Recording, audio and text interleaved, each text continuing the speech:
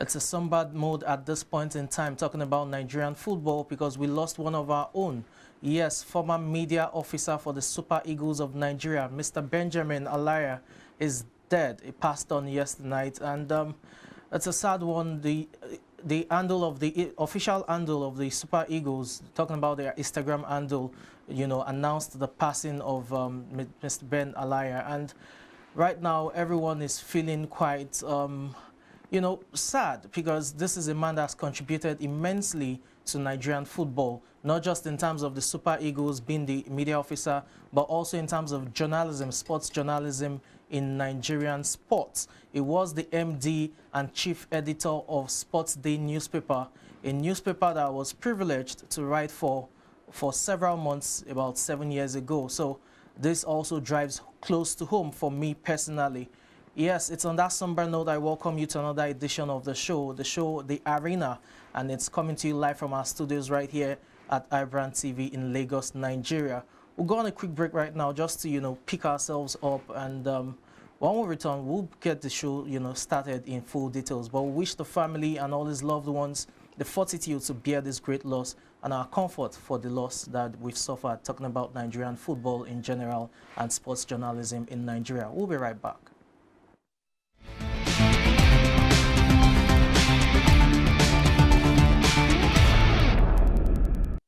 Thanks for staying tuned. Welcome back to the show. Yes, The Arena, that's the show. And we'll kickstart the show, yes, with the passing of Ben Alaya, as we mentioned earlier. Quick one, I've got a guest here as well. I'm not doing this alone. I've got Ojabowale with me, Afolabi. Welcome to the show. Thank you very much. Yes, Ben Alaya passed away yesterday. Sometimes it's difficult to take in. As I said, it's close to home, close to me, because I worked with him briefly. I can't boast of having a personal relationship, but at least there was a working relationship. What do you make of his demise? His demise is very sad. Was the media officer for the Super Eagles from 2011 to 2015, and it's just sad. Condolences to his family. Yeah, and you mentioned his stint as the Super Eagles media officer from 2011 to 2015. It must be said that that was the point wherein we won the AFCON title, the 2013 African Cup of Nations that we won, and it was a key member of Stephen Keshi's backroom staff at that during that 4-year stint, and that led to the glorious 2013 AFCON that was hosted in South Africa that we won. So it's a great loss. He's joined his boss, talking about the big boss as Stephen Keshi is known, and we can just pray for the family and loved ones at this point to, for strength and solace. Mm-hmm. Yes. Okay, let's move on quickly to the Super Eagles of Nigeria. That's the big one. We're looking forward to today's match against Central African Republic, talking about the 2022 World Cup qualifier. Yes, 2 matches played already against Liberia and Cape Verde, and the record is looking quite good for the Super Eagles of Nigeria. You have all players in camp, and training session took place yesterday for the last time prior to the match taking place later today. It's going to be at the Teslim Balogun Stadium here in Lagos, Nigeria. And what do you expect from Super Eagles against Central African Republic? Expect them to defeat the Central African Republic, because the margin between the talents between both teams is very wide. So I expect the Super Eagles to defeat them. Okay, and what player do you think would stand out? We've got Kelechi Iheanacho, there's Moses Simon, the captain Ahmed Musa is there. So many talents we have, especially offensively. Who do you think will probably get our goals and stand out? I expect Kelechi Iheanacho to do very well. Do it, okay. Yes. Well, do not forget I got a brace against Liberia, so the big man, or senior man as he's known, senior man Kels, may just make it happen one more time for Nigeria, talking about our home match against the Central African Republic. Do not forget, it's a 2-legged fixture, because afterwards, the return leg will be taking place at Douala in Cameroon on Sunday, the 10th of October. And we also look forward to getting maximum 6 points from both games, even as the Super Eagles of Nigeria try as much as possible to lock up qualification for 2022 in Qatar, where it's all about the big money. Remember, for the 2022 World Cup in Qatar, the prize money is never before. It has never been seen in football, talking about $700 million. Yes, that's the prize money for the 2022 World Cup in Qatar. It's from that pool that the Super Eagles are aspiring to also get their own share of the largesse, and we hope that they're able to make it count today against Central African Republic. There's a reason why upsets, you know, occur in football. We just hope that today is not that day talking about Nigerian football. Yes, really hope today is not that day because we've seen it happen many times when everybody thinks a particular team is going to defeat the other, and then something happens, but we hope that doesn't happen today. It just shocks everyone. Yeah, so we hope that doesn't happen today.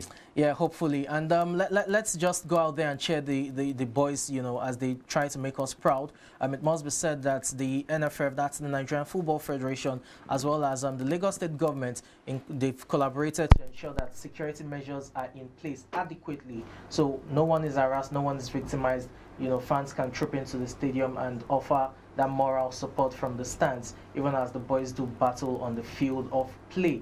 Still talking about football, but this time around, let's move on to the UEFA Nations League, where, well, not really a shocker, but it was quite the result when you consider the fact that Italy are on an unbeaten run. So, but we'll go on a quick break right now. When we come back, we'll be talking about the UEFA Nations League.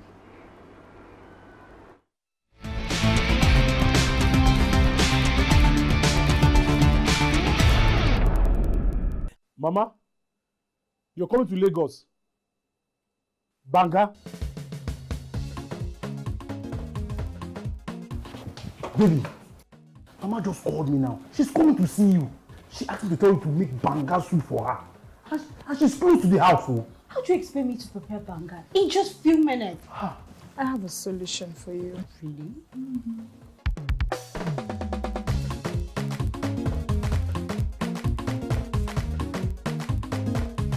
Sabi cook the banga. You're not going to enter my family.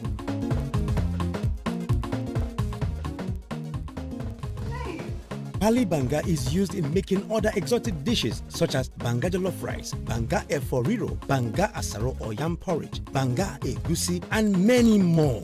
Pali banga is easy to open, no preservatives, no cholesterol, and no coloring. Approved by NAFDAC. Manufactured by Pali Agro Products Limited. Available in all leading stores and supermarkets nationwide. Pali banga, natural palm fruit extracts for tasty African cuisine. Swift Dry Cleaners Limited. Professional dry cleaners.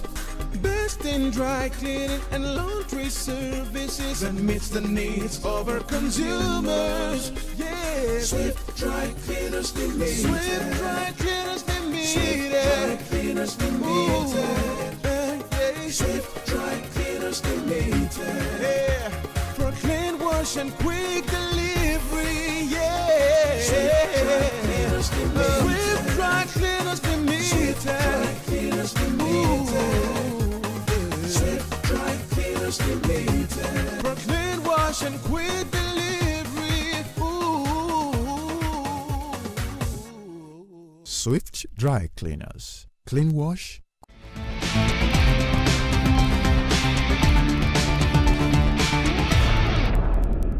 Welcome back to the show. It's still the arena right here, coming to you from the studios of iBrandTV live in Lagos, Nigeria. Let's delve quickly, still in the world of football, but to the UEFA Nations League, where for the Italian national team, yes, the world record is over. Talking about the 37 matches unbeaten streak they had going into yesterday night's match against the Spanish national team.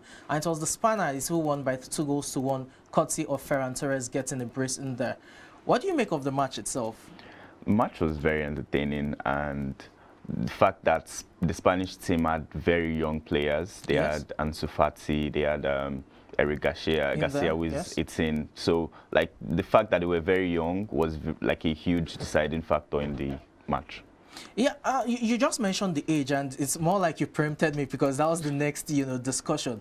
The Spanish national team, no doubt, is undergoing some sort of, rehabilitation or rejuvenation, if you want to put it that way. Very young players. Ferran Torres, who scored both goals, is just 21. You have Ansu Fati, 18 years old. You have Gavi, who is 17. And it's very young. Very young. It was the best player on the night. It was the best player on the night. Had more touches than even Jorginho and Verratti combined. What do you make of the future of Spanish football? The future of Spanish football is very bright because when these players grow up into their potential, it's going to be very marvelous to watch. there's still Pedri in the mix, you know. We mentioned Pedri is also 18. And so for Barcelona fans, you probably want to... That's Gavi on your screen there. You can see him giving Verratti a tough time, talking about the young Spaniard who's just 17. And by the way, he is the youngest Spanish player to... the youngest player to play for Spain, talking about having his debut, and what a way to you know, mark your entrance onto the national team. It's something remarkable. It must be said that for Barcelona fans, just maybe, you know, there's a light out of the tunnel when you consider the likes of Pedri, Gavi, Ansu Fati, 17, 18-year-olds. It shows that the future is bright for the Catalans. But talking about yesterday's match, it was all about Spain. How much of impact did the red card have? Bonucci got sent off in 42nd minute, and Italy were a goal down at that time. It was a huge decider because less than 5 minutes after the red card, they conceded the second goal. That's true. And like it was just kind of downhill from there. So playing 10 men against those players who came. Who were hungry for that win. So like it was a huge deciding factor. And just maybe as you said, pointed out now, that youth played a role in the game, because the Spaniards had young players. They were fresher, they were more agile. You know, you could see the youthful energy on display in terms of pace and strength compared to the Italians, who were probably the old guards, your Cellini, yes, Bonucci, who are in their 30s. Do you think the age played a factor in there? I think so. I think it played a huge factor because even though they say youth can't win anything, there are some times when you can run around your elders. So that was what happened yesterday. Well, youth probably may win something now because yes, the Spaniards are into the final. For those who do not know, talking about the UEFA Nations League Final. That was the semi-final yesterday. So you have the Spanish national team into the final, and a win will probably see them get back onto recognition in terms of the national team football. But they have a stumbling block, and that will be their opponent for the final. It's yet to be decided who it will be, because France and Belgium will renew rivalry tonight as they seek a final spot in the UEFA Nations League. And France-Belgium, we saw both teams at the Euros, and this time around, the French national team will want to get a pound of flesh. Yes, so it's going to be an interesting match. I expect the French team to actually win. Like, that's a bold prediction, but I expect them to get the victory. The way you said that, I'm forced to ask if you're a Man U fan because of Pogba and Rafael Varane. No, I'm not a Man U fan. Well, you can't rely on the Belgians to. There's so much talent, from Lukaku up front to Kevin De Bruyne and Courtois, the goalkeeper. Talents all over the place. Yes. I think it's really going to be an interesting match. Yes, it will be.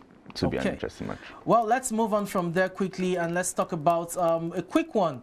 It's a big one because all women officials will be officiating the match between England and Andorra, talking about the international match coming up for England. And you have the Ukrainian referee, Monzul, who will be leading the charge. He will be leading our Ukrainian counterparts to officiate the match. And I think it's a great one for Katerina Monzul. You also have Marina Stryclewska in the mix. This is a high-profile match. Yes, Andorra may seem like a minor when it comes to world football, but the fact that you have women officials taking charge of men's game, it kind of bridges the gap when it comes to the whole equality discussion. Yes, it does.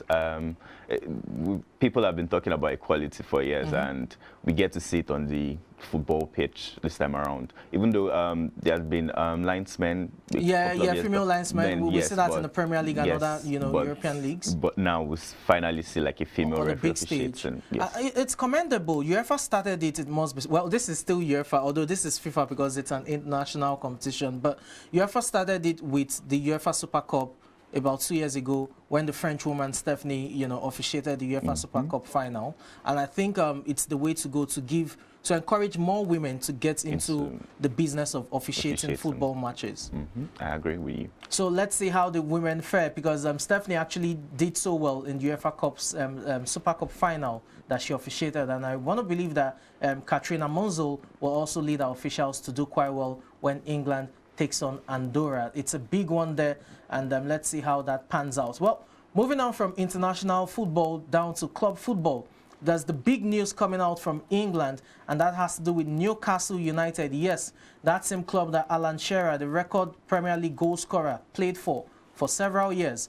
Newcastle United is set to be taken over or to be bought over, if you want to use that word. And it's a Saudi consortium who will be in charge right now. And that consortium has been linked to the Saudi Crown Prince, talking about Prince Mohammed bin Salman. Failed negotiations, years of legal battles and tussles. There was still an arbitration hearing just 2 weeks back. Finally, there seems to be a green light at the end of the tunnel. £300 million. That's a whole lot of money. Well, a whole lot of money, because Newcastle has pedigree when it comes to English football. So, what do you make of it now that Qatar and Saudi Arabia, they've resolved their diplomatic dispute? Do you think that this is good for football, because this is like a new Man City? Yes, it's going to be like a new Man City, or like the Chelsea of old when Abramovich. Yes, so they'll probably come in with a lot of cash to spare, so like just pump it in, and well, we'll probably see a new top seven. I was about going there, because right now what it means if the deal goes through, as I said, we're just waiting for the Premier League to confirm that green light, it seems. And later today, all parties are hoping that an announcement will be made. If that happens, Newcastle United will have new owners, and to put an end to the 14-year reign of Mike Ashley, who has been the owner over the past 14 years. During his tenure, Newcastle won nothing. They struggled, were relegated, came back. It's been a massive struggle all through. But with the Saudi Arabians, there will be so much money, as we said, they will become a new Man City, and you will have top players go there. Yes. You have top players go there. Well, maybe not this season, but from next season. From next season, yes. From next season, yes. It's a continuous project. It's not going to be just for the short-term basis. It's going to be a long-term project. We saw City do that as well. And do you think they can get crashed, say top 6 within the next 3 years or 2? If they get the right players, the right coach, they should be able to do that. That's true, because they did actually when Alan Paddy was there. He was able to get them into the top 6 position. So let's see if Newcastle United will be able to breach the top guys. And this is not so pleasant news for the likes of Spurs and Arsenal, who tend to struggle to get into the top 6, because right now in English football, it seems the likes of Manchester City, Liverpool, Manchester United and Chelsea have the top 4 locked. So let's see if the likes of Spurs, Arsenal, Everton and Newcastle United really push for that top 6 finish. But the announcement should be coming any moment from now, and we just wish Newcastle United the very best when it comes to, new ownership. Still talking club football, but this time around in Spain. Yes, La Liga giants, or rather La Liga struggling giants, Barcelona, they announced a record £409 million loss, talking about the 2020-2021 financial records or financial season. And they're struggling on the field of play. They're struggling financially. It seems like the struggles are all over. Administratively, they're in a mess. Maladministration. What do you think? How did it go wrong for Barcelona? To be honest, I don't really know where it went wrong, but just woke up one day and it just seemed like they could not do anything right again. They lost like their best player. Everything was just went wrong, and I think Joseph Bartomeu should be held accountable, really, the former president, before you and Laporta came in, because you had so many signings that were outrageous, from Dembele to Griezmann. Interestingly, or shockingly rather, they did not even have money to buy Griezmann, yet they had to go to the bank to get a loan over £100 million just to sign him. And you look at it at the time, did they really need Griezmann? No, they did not. There was still Suarez performing. Yes. So it's a bit of a shock. Now the record books are not balanced. They're in debt of over $1 billion, €1 billion, I beg your pardon, 1.1 billion euros. Where do they go from here? We've talked about the likes of Gavi, Ansu Fati, Pedri. These are youngsters, 18, 17, who can make it happen. But where do they go from here in terms of signings and in terms of trying to balance the books? In terms of signings, they would probably just have to use the youth player they have. So look inwards, the academy? Yes, they have to look inwards to the academy, because a couple of great players there, and if they don't get the results, we'll still people will still like talk bad about them and all, but they should look inward, basically. Okay, and the unfortunate thing for them is the fact that they can't even sack their coach, Ronald Koeman. Sacking Koeman now means they pay him a 12 million euros, severance package, and more importantly, they will have to pay him a 6 million euros additional fee for having to terminate his contract as a result of not getting to a third season with Barcelona. So cumulatively, you're looking at 18 to 20 million euros that they will have to pay Ronald Koeman, the coach of Barcelona, if they sack him. Do Barcelona have the amount that they can part with right now? I do not think so. Let's take a break. When we come back, we'll go into the School of the Sweet Science, and it's all about this weekend's affair, Tyson Fury against Deontay Wilder.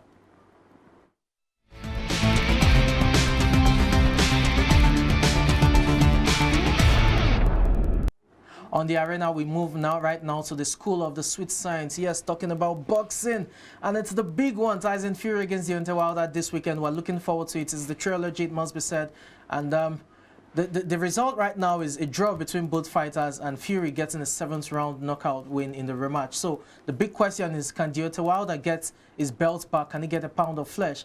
But we'll start with Dillian Whyte. That's him on your screen. Dillian Whyte has been mandated to fight the winner between Tyson Fury and Deontay Wilder. It's a big one. Dillian Whyte has been looking for this title fight for so long. Yes, he has. Even when Wilder was a champion, he has been clamoring for it, and he didn't get it. So this is great news for him because he finally gets his dream fulfilled. So at least fight for the belt. But he has Otto Allen in 3 weeks. And he's looking great. Did you see the picture he posted yesterday on Instagram? Him. Yes, so he's looking fit and ready for the fight. So pictures don't do justice. Joshua right? looks trim. Actually, and then Joshua looks trim. Yes, it did. And we know what happened to his eyes. And well, Tyson also looked great. Mike Tyson before he fought. So even if at that Holyfield, yes. 59. but then you get to the ring and then it's a different. But well, it looked good, and well, from the pictures, let's not try to see. From that, it just looked great, and hopefully. I think he's deserving of it. He's been in the picture for so long. He's been, top contender, but he just couldn't get the shot at the title. If he's able to do justice to, the Otto Allen fight, which I hope he does, because if he, loses in that bout, it throws it all up in the air. Yes, it does. Joshua's loss has denied us of, a clash with Fury, and we just hope that we see that next year, hopefully. Let's delve to Deontay Wilder, Fury. Both fighters had a nasty press conference yesterday, which was the last one. Now, ahead of Saturday's bouts, both are predicting knockout victories, and both are bullish. They're just ready to get going. What do you think would change this time around for Deontay Wilder? For Deontay Wilder, the first thing he did after his loss was to complain about everything. It was my workout costume, it was his gloves, it was loaded. My corner man was working for him. But then after the complaints, he went ahead and changed his head coach. Head coach, yes. He brought in Malik Scott. He brought in Malik Scott, and from I know training videos don't tell anything, and especially with rematches when you don't actually see the people's skills. But from what I see, I think it's going to be a lot more competitive than the last time. Than the rematch. Yes. Quick one, because we're running out of time. Can you change a brawler overnight? Because you know quite well that in boxing, you have boxers, the likes of Floyd Mayweather. We've seen Tyson Fury in that as well. Deontay Wilder isn't a boxer. He's more of a fighter, just let's get there, bro. Can you really change him overnight? Because from the training videos we've seen, it's almost like he's trying to outbox Fury. And that will probably be his undoing, like Joshua. Yes, I agree that it's going to be his undoing, because you can't teach an old dog new tricks. So according to Malik Scott, what they did was they did continuous training in the middle of the night, jab, go back to your jabs. But personally, I think in the first 3 rounds, he'll probably do that, but then afterwards, he's probably going to go back, fall into his old ways. Old ways. Yes. Okay, so quick one. Let me put you on the spot. Who gets this? Who gets this? Fury gets it. Yes. Knockout? Yes, knockout. Oh, really? Yes, in the 7th round. Okay, well, you know what it is. Mike Tyson once famously said that every boxer has a game plan until he receives a punch. and then that flies out of your head. So you never can tell. A punch changes everything in the heavyweight division. That's how much we can take on today's edition of the show. Ojabawale, I beg your pardon. Afolabi, thank you so much for coming. Thank you very much. Yes, I'm Samson Oloyede, and that's been the edition of the show. Till the show comes your way again, do stay blessed, stay out of violence, and pray for Nigeria.